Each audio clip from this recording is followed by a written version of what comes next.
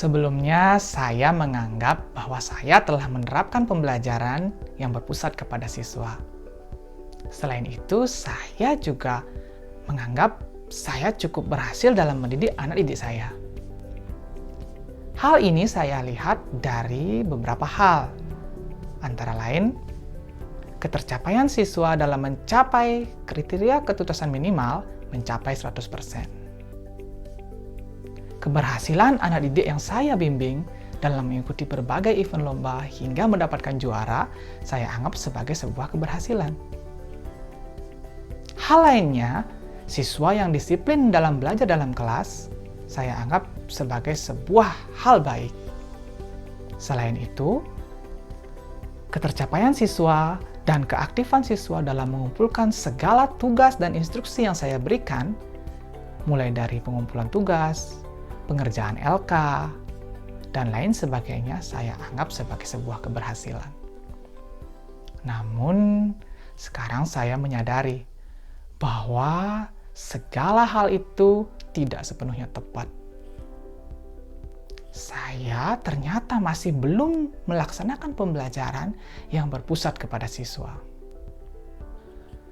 Saya tidak memikirkan apakah pembelajaran yang saya lakukan telah mempertimbangkan minat, bakat, potensi, karakter dari setiap anak didik yang berbeda-beda. Saya juga hanya fokus pada pencapaian nilai kognitif siswa, tanpa memikirkan apakah pembelajaran yang saya berikan kepada siswa sudah bermakna. Saya juga menganggap siswa yang disiplin, aktif dalam kelas, aktif dalam mengumpulkan tugas, dan mengikuti segala instruksi yang diberikan oleh guru sebagai suatu pencapaian.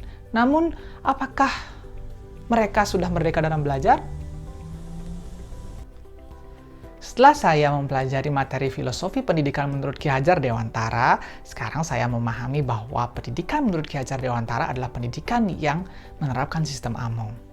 Guru di sini adalah sebagai pendamping, fasilitator, pembimbing sekaligus pengasuh anak didiknya sesuai minat, bakat, potensi, dan juga karakter dari anak didik tersebut tanpa mengubah kodratnya. Guru diibaratkan sebagai juru taman yang menumbuhkan tanaman sesuai kodratnya. Bunga putih yang ditanam tidak mungkin akan menjadi bunga merah. Tugas juru taman di sini adalah memberi pupuk, menyiapkan media, merawat hingga tanaman atau bunga tersebut menjadi tumbuh dengan baik dan juga tumbuh subur sesuai dengan kodratnya. Pada sistem AMONG, tidak diperbolehkan adanya paksaan, karena paksaan ini akan menghambat jiwa merdeka dari setiap anak didik. Pendidikan menurut Ki Hajar Dewantara juga adalah pendidikan yang mengedepankan budi pekerti, yaitu proses pengembangan cipta, rasa, karsa, dan juga raga. Tentunya pendidikan budi pekerti ini tidak terlepas dari local histories atau budaya lokal di masing-masing tempat.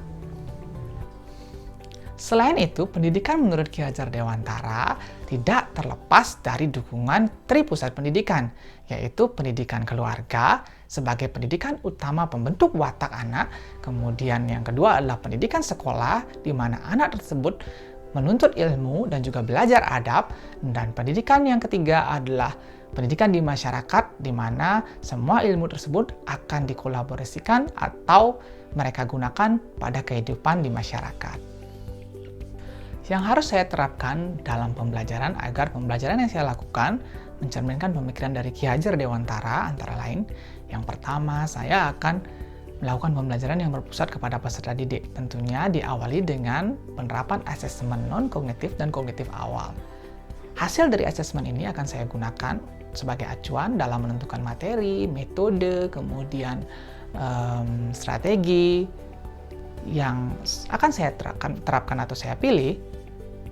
Tentunya tidak terlepas dari minat, bakat, potensi, dan juga karakter dari peserta didik yang berbeda-beda antara satu kelas dan juga kelas yang lainnya. Yang kedua, saya akan menerapkan integrasi budi pekerti dan juga budaya lokal ke dalam pembelajaran bahasa Inggris yang saya ampu. Integrasi budi pekerti di sini Salah satunya adalah budaya segilik, seguluk, selunglung, sebayantake atau berkolaborasi bekerja dalam kelompok dalam mencapai suatu tujuan.